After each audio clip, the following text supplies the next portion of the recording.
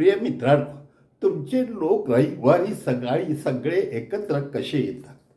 हो माझ्या प्रिय मित्रांनो, ख्रिस्ती लोक हे परमेश्वराचे लोक आहेत आणि परमेश्वराने त्यांना एक आदेश दिलेला आहे, सगळ्या लोकांनी एकत्र येऊन दर रविवारी परमेश्वराची सामुदायिक भक्ती करावी.